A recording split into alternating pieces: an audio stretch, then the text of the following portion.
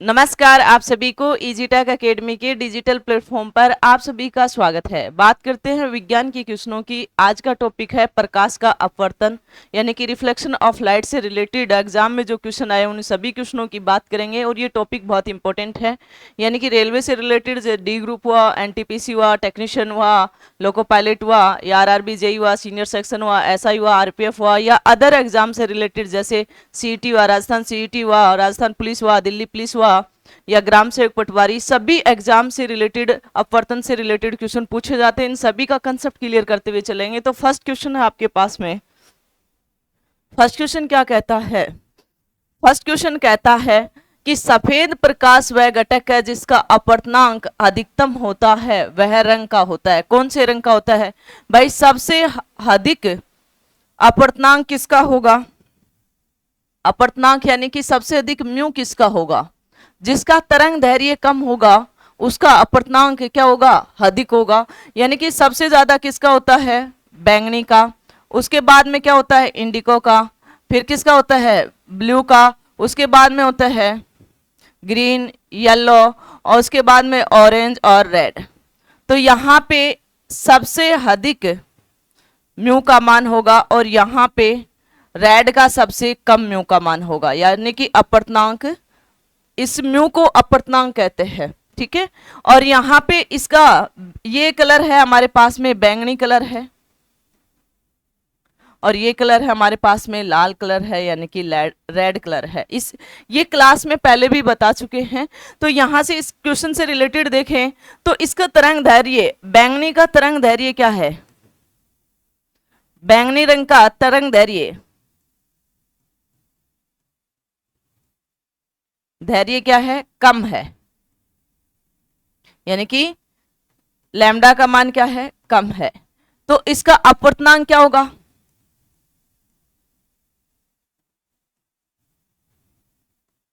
Mu क्या होगा? अधिक होगा। यानी कि अधिक होगा।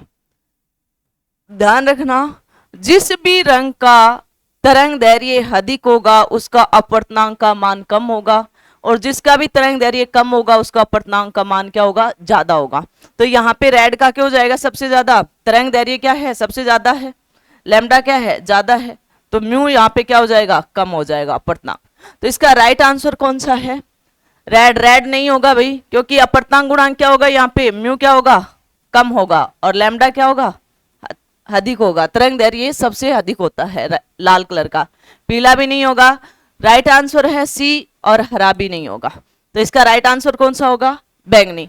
यहाँ पे अपवर्तनांक अधिक की जगह कम भी पूछ सकता है, तरंग दैर्घ्य भी पूछ सकता है। ठीक है। तो अगले क्वेश्चन की यदि हम बात करें तो अगला क्वेश्चन क्या कहता है? अगला क्वेश्चन कहता है कि निम्नलिखित में से कौन से बिंदु हमेशा लेंस के मुख्य एक्स पर स्थित होता है? हमेशा ध्यान रखना, मुख्य लेंस के मुख्य एक्स पर प्रकाशिक केंद्र क्या होता है? स्थित रहता है। तो देखते हैं ऑप्शन में। यानी कि अपवर्तन बिंदु नहीं, आपतन बिंदु ये भी नहीं रहता है, प्रकाशिक केंद्र यानी कि राइट आंसर है केवल सेकंड है। तो इनके ऑप्शन देखेंगे फर्स्ट और सेकंड, क्योंकि फर्स्ट नहीं है इसलिए ये ऑप्शन क्या है? गलत है। सेकंड, केवल सेकंड यानी कि राइट आंसर बी है। ठीक है। ये फर्स्ट और थर्ड दोनों ही गलत है तो ये ऑप्शन भी गलत है। केवल फर्स्ट, ये भी क्या है? गलत है। तो इसका राइट आंसर कौन सा होगा? बी इसका राइट आंसर रहेगा। अगले क्वेश्चन की यदि हम बात करें तो अगला क्वेश्चन क्या कहता है कि जब हम पानी से भरे स्विमिंग पूल में फर्श को देखते हैं तो ऐसा प्रतीत होता है कि वह उसकी गहराई से क्या होगा? वास्तविक गहराई से क्या होगा? इसका कम गहरा होगा, ऊपर उठा हुआ दिखता है। वास्तविक गहराई से क्या होगा? कम गहरा होगा। तो इसका राइट आंसर कौन सा होगा? वास्तविक गहराई से अधिक गहरा नहीं, कम गहरा होता है।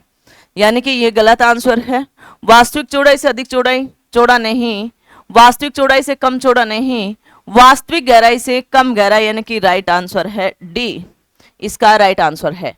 जैसे अपवर्तन के रिलेटेड एग्जाम्पल होते हैं, जैसे तारों का टिमटिमाना या किसी भी पानी में आपने पेंसिल रख दिया, कोई लकड़ी रख दिया तो वो उसको तिरछा दिखाई देता है। जब हम देखते हैं तो उसको क्या दिखता है? तिरछा हुआ दिखाई देता है। अगर हम किसी भरी हुई बाल्टी में एक सिक्का डाल दें, क्या डाल दें? एक सिक्का डाल दें तो वो सिक्का ऊपर उठा हुआ दिखाई देता है। और एक्चुअली में अपनी आंखों में जो छवि बनती है वो भी अपवर्तन के कारण ही बनती है। ठीक है, और सूर्य उदय सूर्य अस्त के टाइम चिपटा हुआ दिखाई देना, या पहले अस्त होता हुआ दिखाई देना 2 मिनट, या 2 मिनट बाद में उदय 2 मिनट पहले होते हुए दिखाई देना और अस्त 2 मिनट बाद में होते हुए दिखाई देना, प्रतीक होता है ऐसा। ये सब भी किसके एग्जाम्पल है? अपवर्तन के एग्जाम्पल है। अगले क्वेश्चन की अगर हम बात करें तो अगला क्वेश्चन है आपके पास में, जब प्रकाश की किरण सघन माध्यम से विरल माध्यम में प्रवेश करती है तो देखो, प्रकाश का अपवर्तन होता ही क्या है कि आपके पास में प्रकाश का अपवर्तन होता ही क्या है, देखो, यानी कि ये हमारे पास में सतह ले लिया हमने, और ये हमने क्या है, ये अभिलंब है भाई। अपवर्तन होता क्या है? जब इस पर आप लोग क्या करोगे, माध्यम दोगे, यानी कि ये अलग माध्यम ये अलग माध्यम, अगर उसी माध्यम में लोट आती थी जब आपतित किरणें डालते थे तो उसी माध्यम में लोट आना वो तो परावर्तन कहलाता था। लेकिन माध्यम से दूसरे माध्यम में सीधे में प्रवेश कर जाए, दूसरे माध्यम में प्रवेश कर जाए, ठीक है, तो उसे क्या कहते हैं? अपवर्तन कहते हैं। तो देखो यहां पे आपने आपतित किरण की और ये क्या करती है, आपने यहां से प्रकाश डाला यानी कि आपतित किरण, ये आपके पास में अभिलंब है।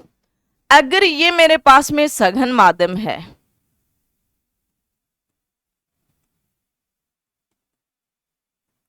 और ये मेरे पास में विरल माध्यम है,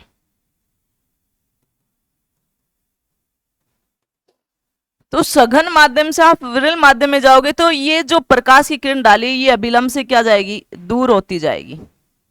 क्या हो जाएगी? दूर हो जाएगी। ये कौन सी किरण होगी भी आपके पास में? अपरिवर्तित किरण हो गई। अब ये जो कोण बना था ये आई यानी कि आपतन कोण था, और यहां पे जो कोण बना आर ये कौन सा है? अपरिवर्तन कोण है यानी कि अपवर्तन कोण है। कौन सा कोण है ये? अपवर्तन। और ये कौन सा कोण है? आपतन कोण। आपतन कोण, ठीक है। तो देखो जब ये सघन माध्यम से विरल माध्यम में जाता है तो अभिलंब से दूर भागती है। ये क्या भागती है? ये जो रे है अपरिवर्तित किरण है ये अभिलंब से क्या जाएगी? दूर जाएगी। लेकिन यदि आप ये आपके पास में क्या है?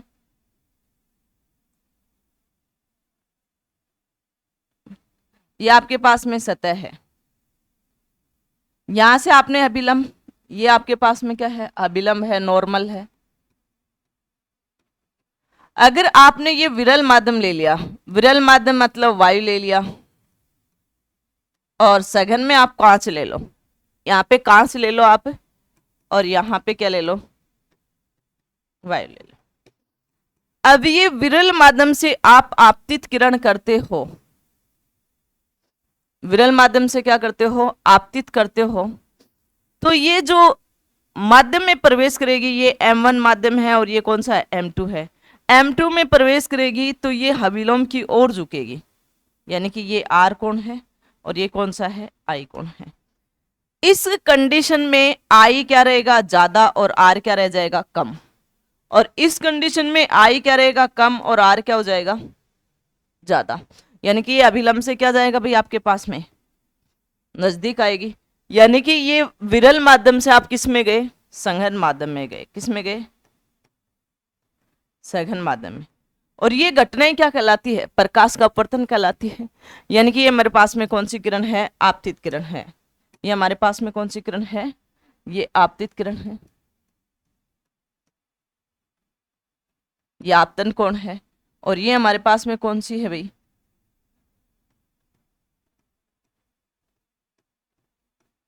अपरिवर्तित किरण है। ये कौन सी है?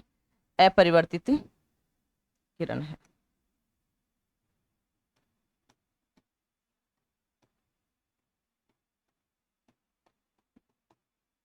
ठीक है, तो अब इस क्वेश्चन से क्या होगा कि वह अभिलंब की ओर जब प्रकाश की किरण सघन माध्यम से कहां जाती है? विरल माध्यम में। यानी कि ये वाली केस है, सघन माध्यम से गई विरल माध्यम में तो दूर भागेगी, तो देखो फर्स्ट वह अविलंब की ओर झुकेगी नहीं, ये तो इस कंडीशन को रिप्रेजेंट करता है। दूसरा है आपके पास में वह अपरिवर्तित नहीं होती है, अपरिवर्तित तो होती है। अगला वह अविलंब से दूर झुक जाएगी, यानी कि राइट आंसर है इसका सी, इसका राइट आंसर है, ना ही ये आंसर है। उसके आपतन कोण और अपवर्तन कोण बराबर होते हैं नहीं, ठीक है। अब ये जो अपवर्तन के नियम है, एक बार देखो इसको, जो अपवर्तन के नियम है वो क्या कहता है भाई, अपवर्तन का नियम क्या कहता है,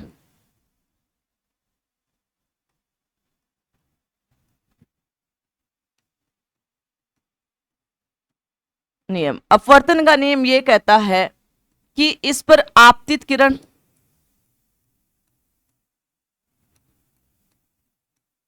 अभिलंब और कौन सी किरण है,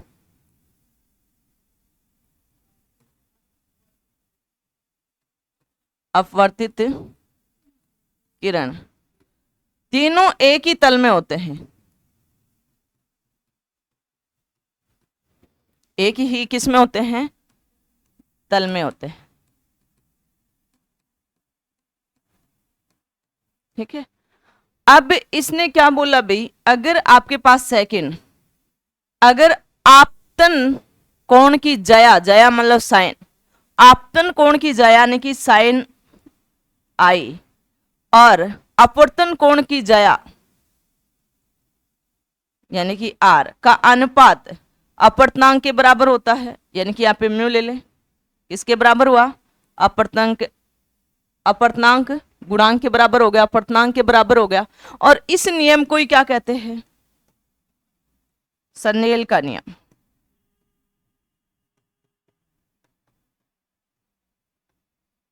स्लेन का नियम कहते हैं, ठीक है।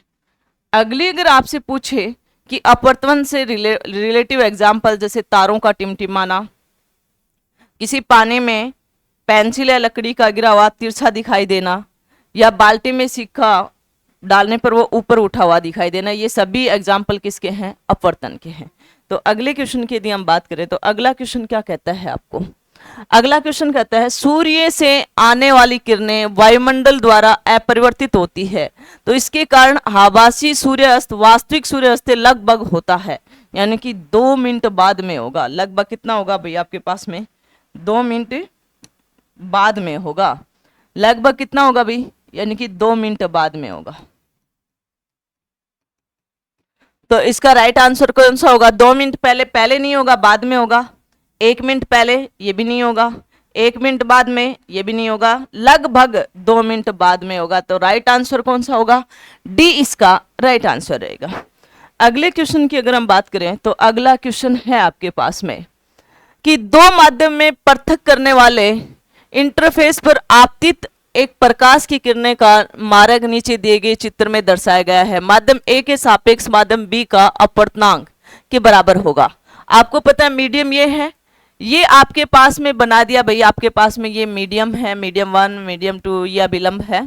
यहाँ पे ये आपको बना दिया 45 डिग्री कोण और ये बना दिया आपके पास में 30 डिग्री कोण, ठीक है। अब इसने पूछा है अपवर्तनांक म्यू क्या होगा, तो आपको पास में है कि साइन आई आपतन कोण बटे में जया अपवर्तन कोण आर बराबर में म्यू होता है। और आपको पता है कोण आई और कोण आर का मान दे रखा है, कोण आई का मान कितना है 45 है, तो साइन 45 डिग्री बटे में साइन 30 डिग्री बराबर में म्यू, म्यू का मान निकाल लोगे। आप सभी को पता है कि साइन 45 कितने का होता है, साइन 45 का मान कितना होता है 1/√2 और साइन 30 का मान कितना होता है 1/2। ये वैल्यू आप रख दोगे इसमें तो म्यू बराबर में क्या हो जाएगा 45 की जगह 1/2 और भाग में क्या हो जाएगा 1/√2 और 1/2। इसको गुणा करोगे तो म्यू बराबर में क्या हो जाएगा 1/√2 और गुणा करते हो तो ये संख्या क्या होती है बदल जाती है, तो 2/1। अब आपके पास में इस पर 1 घात है और √2 का मतलब 1/आधी घात है, तो आपके पास राइट आंसर कौन सा हो जाएगा, यानी कि 2 1 और 2 1/2, तो ये 1/2 से तो ऊपर 1/2 हो जाएगा, तो √2, यानी कि राइट आंसर कौन सा हो जाएगा, √2, यानी कि ऑप्शन इसका राइट है, डी इसका राइट आंसर है। डी इसका क्या है, राइट आंसर। ऐसे क्वेश्चन एग्जाम में आते हैं, बहुत बार पूछे जाते हैं।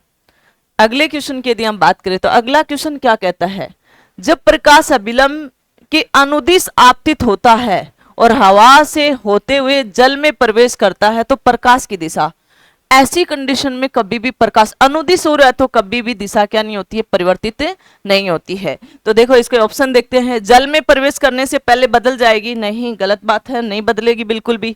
सीमा पर बदल जाएगी, सीमा का मतलब सतह से, आप इसको सीमा बोल दिया कि ये अभिलंब है, यानी कि इससे बदल जाएगी, नहीं, इस मीडियम दूसरे मीडियम में जाएगी, नहीं बदलेगी, ठीक है, क्योंकि उसके अनुदिश है। जल में प्रवेश करने के बाद में बदल जाएगी, जब भी नहीं बदलेगी, क्योंकि ये अनुदिश है, ठीक है, इनमें कोई परिवर्तन नहीं होगा। तो राइट आंसर कौन सा रहेगा, डी इसका राइट आंसर रहेगा, बाकी ये क्या है, गलत है। अगले क्वेश्चन की बात करें तो अगला क्वेश्चन क्या कहता है, अगला क्वेश्चन कहता है साइन आई और साइन आर का अनुपात क्या कहलाता है। ये बोलता है कि साइन आई और साइन आर का अनुपात क्या कहलाता है, यानी कि अपवर्तनांक है, क्या है भाई ये, अपवर्तनांक, यानी कि म्यू को क्या बोलते हैं, अपवर्तनांक। जिसका भी तरंग दैर्घ्य अधिक होगा अपवर्तनांक कम होगा, तरंग दैर्घ्य कम होगा अपवर्तनांक क्या होगा, ज्यादा होगा, और इसे ही स्नेल का नियम भी कहते हैं। तो इसका राइट आंसर कौन सा है, अपवर्तनांक, ए इसका राइट आंसर, ना अपवर्तन ना आवर्धन ना आवरण विक्षेपण। तो इसका राइट आंसर कौन सा है, ए इसका क्या है, राइट आंसर है। कई जगह एन से भी रिप्रेजेंट कर देंगे, कई एम से भी कर रखा है, तो ऐसे मत देखना कि म्यू है, म्यू ले लो, एन ले लो, आपकी इच्छा है, जिसके अकॉर्डिंग आपको जो सिंबल सही लगे वो ले सकते हो। अगला क्वेश्चन है आपके पास में, तारों के टिमटिमाने का क्या कारण है। भाई जब हवा अलग अलग परिवर्तन होता है तो घनत्व भी अलग अलग परिवर्तन होगा, जिसके कारण अपवर्तनांक भी क्या होगा, अलग अलग होगा। यही कारण है कि तारे क्या होते हैं, रात के समय टिमटिमाते हैं। वायुमंडलीय अपवर्तन के कारण तारे रात के समय क्या करते हैं, टिमटिमाते हुए प्रतीक होते हैं। तो देखो ऑप्शन देखते हैं। हवा की विभिन्न परतों का घनत्व परिवर्तन की वजह से आकाश में रंगों की निरंतर परिवर्तन होने के कारण, नहीं, ये गलत आंसर है। दूसरा, हवा की विभिन्न परतों से घनत्व में परिवर्तन की वजह से प्रकीर्णन की तीव्रता निरंतर परिवर्तन होने के कारण, नहीं। अगला है, हवा की विभिन्न परतों से घनत्व में परिवर्तन की वजह से टिंडल प्रभाव को निरंतर परिवर्तन होने के कारण, टिंडल प्रभाव से भी नहीं होगा, परावर्तन में होता है। हवा की विभिन्न परतों से घनत्व परिवर्तन की वजह से अपवर्तनांक का नियंत्रण परिवर्तन होना, यानी कि म्यू का नियंत्रण बदलते रहना, परिवर्तन होते रहना, यानी कि राइट आंसर इसका है, डी इसका राइट आंसर है, डी इसका क्या है, राइट आंसर है। अगले क्वेश्चन की यदि हम बात करें तो अगला क्वेश्चन क्या कहता है, अगला क्वेश्चन कहता है किसी पदार्थ का अपवर्तनांक भिन्न भिन्न माध्यम में प्रकाश के चरण के सापेक्ष संबंधित किया जाता है। अलग अलग माध्यम में प्रकाश की चाल भी क्या होगी, अलग अलग हुई। अपवर्तन की घटना में कभी भी आवृत्ति नहीं बदलती है, बाकी चाल क्या होती है, बदलती रहती है। तो इसका राइट आंसर कौन सा होगा, यहाँ पे क्या आएगा, चाल आएगा, ठीक है। तो देखो बल गलत आंसर है, विस्थापन गलत, त्वरण गलत, यानी कि डी इसका राइट आंसर है। आवृत्ति कभी भी नहीं बदलती है, चाल बदल जाती है, ध्यान रखना। अगले क्वेश्चन की अगर हम बात करें तो अगला क्वेश्चन क्या कहता है, जब प्रकाश जल में होते हुए हवा में प्रवेश करता है तो उसकी चाल क्या हो जाती है, बदल जाती है। क्या बदलेगा, चाल बदलेगी, ना कि आवृत्ति नहीं बदलेगी, चाल बदलेगी केवल, ना ही तरंग दैर्घ्य ना ही रंग बदलेगा, ठीक है।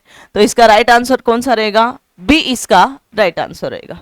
अगले क्वेश्चन की बात करें तो अगला क्वेश्चन क्या कहता है कि वायु में कोई प्रकाश की किरणें अपवर्तनांक √3 वाले माध्यम से वायु के पृथक करने में पृष्ठ पर 60 डिग्री के कोण पर आपतित होती है तो किरण के माध्यम में अपरिवर्तित कोण, इसने ऐसे बोला कि हमारे पास में कि ये कोण है, हमारे पास में ये मीडियम दे दिया, ये सतह दे दिया मीडियम का, तो बोले ये हमारे पास में कितना डिग्री का है, 60 डिग्री का है।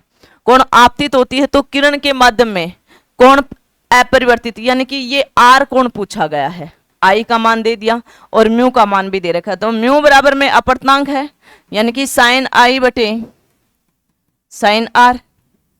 अब आप लोगों को पता है कि म्यू कितना है आपके पास में, म्यू की वैल्यू दे दी √3 और साइन आई का मतलब साइन 60 और ये क्या होगा साइन आर। आपके पास में साइन 60 की वैल्यू कितनी होती है, साइन 60 का मान होता है √3/2। तो यहां पे आप क्या करोगे भाई, साइन आर बराबर में साइन 60/√3, यहाँ पे वैल्यू रख दोगे। साइन 60 की वैल्यू कितनी आई √3/2 और यहाँ पे भी क्या हो जाएगा √3, √3 से √3 कैंसिल आउट 1/2, यानी कि साइन आर बराबर में 1/2 और आर बराबर में क्या आ जाएगा साइन इनवर्स 1/2। साइन इनवर्स 1/2 का मान कितना होता है 30 डिग्री, कितना होता है 30 डिग्री। तो इसका राइट आंसर कौन सा होगा, डी इसका राइट आंसर रहेगा। अगले क्वेश्चन की यदि हम बात करें तो अगला क्वेश्चन क्या कहता है आपको, अगला क्वेश्चन कहता है का उपयोग करते हुए अपवर्तनांक के मान की गणना की जा सकती है, यानी कि साइन आर आई बटे साइन आर बराबर में म्यू, और इसे आप किसका नियम कहते हो भाई, स्नेल यानी कि स्नेल का नियम। तो बताओ मान की गणना के लिए की जा सकती है, ओम का नियम नहीं, स्नेल का नियम राइट आंसर बी है, मैक्सवेल के नियम नहीं, न्यूटन का नियम नहीं। ठीक है, अगले क्वेश्चन की यदि हम बात करें तो अगला क्वेश्चन क्या कहता है, यदि प्रकाश हवा में किसी माध्यम ए में प्रवेश करता है जिसका अपवर्तनांक 1.33 है तो माध्यम ए में प्रकाश की चाल क्या होगी, क्या होगी भाई, यानी कि अपवर्तनांक। देखो दूसरी अगर मैं बात करूं कि आपके पास में अपवर्तनांक दे रखा है, अपवर्तनांक बराबर में क्या होता है निर्वात में प्रकाश की चाल, प्रकाश की चाल आप सभी को पता है कि निर्वात में प्रकाश की चाल कितनी होती है 3 × 10⁸ मीटर पर सेकंड होती है। अब इसने पूछा क्या है माध्यम में प्रकाश की चाल, माध्यम में प्रकाश की चाल आपको वैल्यू दे दी अपवर्तनांक की, कितनी दे दी 1.33 और निर्वात में कितनी हो जाएगी 3 × 10⁸ और यहां पे क्या होगी माध्यम में प्रकाश की चाल।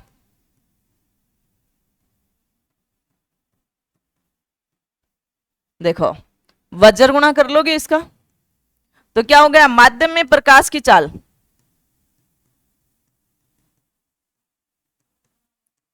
प्रकाश की चाल बराबर में 3 × 10⁸ बटे में 1.33, इसका भाग दोगे तो आपके पास में क्या आया भाई, आपके पास में 2.26 और मीटर पर सेकंड। तो इसका राइट आंसर कौन सा हो जाएगा आपके पास में, इसका राइट आंसर हो जाएगा 2.26 × 10⁸ मीटर पर सेकंड, सी इसका राइट आंसर हो जाएगा।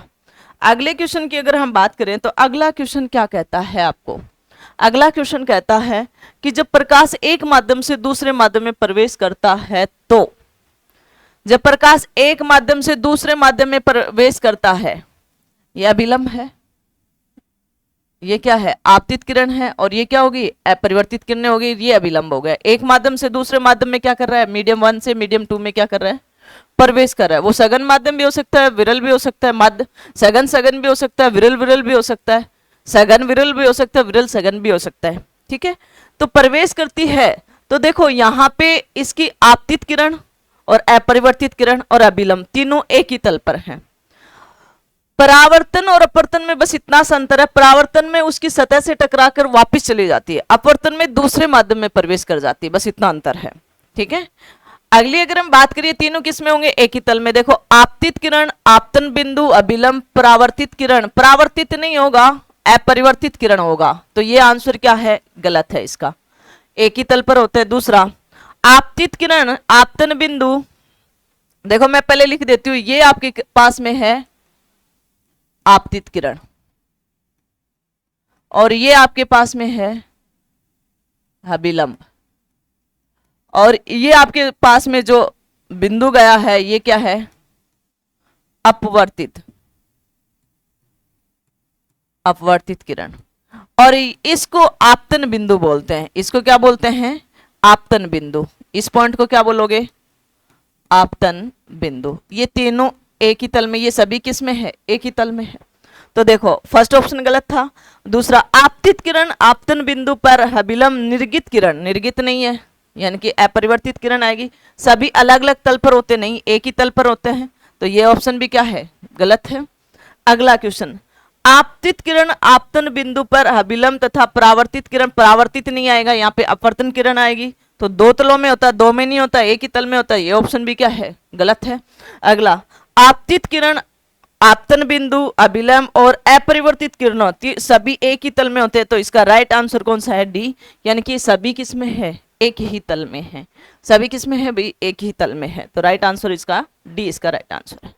अगले क्वेश्चन की अगर हम बात करें तो अगला क्वेश्चन क्या कहता है, निम्नलिखित में से कौन सी प्रकाशीय परिघटना सूर्योदय और सूर्य अस्त के समय सूर्य की चक्रिका से चपटी प्रतीक होने की परिभाषित करता है। ये सभी वायुमंडलीय अपवर्तन के नियम है ना, उनसे रिलेटेड करते हैं, जैसे तारों का टिमटिमाना या सूर्योदय सूर्य अस्त के समय चपटा हुआ प्रतीक होना, ये सभी किसके हैं, अपवर्तन के कारण है। प्रकाश का वर्ण विक्षेपण नहीं, पूर्ण आंतरिक परावर्तन इससे भी नहीं, प्रकाश का परिकिरण इससे भी नहीं, वायुमंडलीय अपवर्तन, यानी कि राइट आंसर इसका क्या है, डी इसका राइट आंसर है।